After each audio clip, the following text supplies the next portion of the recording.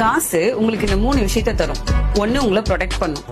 Second, உங்களுக்கு growthக்கு help பண்ணும். மூணாவது, எந்த சூழ்நிலை வந்தாலும் சமாளிக்கக்கூடிய தைரியத்தை கொடுக்கும். நம்ம எல்லாருமே ப்ரொடெக்ஷன் பத்தி தான் ஃபோக்கஸ் பண்றோம், growth பத்தி திங்க் பண்றது இல்ல. இது காமனா எல்லாருமே மிஸ் பண்ணக்கூடிய ஒரு விஷயம். சேஃப் இன்வெஸ்ட்மெண்ட் பெஸ்ட்னு சொல்லுவாங்க. சேஃப் யாருக்கு? சேஃபா ப்ளே பண்றது ரெஸ்பான்சிபிலிட்டி மாதிரி தெரியும், ஆனா அது ஃபியர். தப்பு செய்யக்கூடாது, தப்பா எதுவும் நடந்துடக்கூடாதுன்னு நிறைய பேர் சொல்லிட்டே இருப்பாங்க. சோ அதனால மிடில் கிளாஸ்ல இருக்க நம்ம முன்னாடி தெரியற ஆப்பர்ச்சுனிட்டியை கூட நம்ம சேஃப் இல்லைன்னு நினைச்சு விட்டுருவோம். இதுக்கு டிஃபால்ட் ஆன்சர் நோ ரிஸ்க்.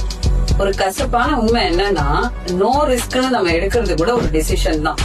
எல்லா டிசிஷனுக்குமே ஒரு வேலை இருக்கு, அதை நம்ம கொடுத்துதான் ஆகணும். ரியல் ஸ்கில் சேவிங்ல இல்ல, நம்ம திங்கிங்ல தான் இருக்கு. அண்ட் நம்ம பேரண்ட்ஸ் சொன்ன எதுவுமே தப்பு கிடையாது. அவங்க டிஃபரெண்ட் டைம்ல ஆபரேட் பண்ணாங்க.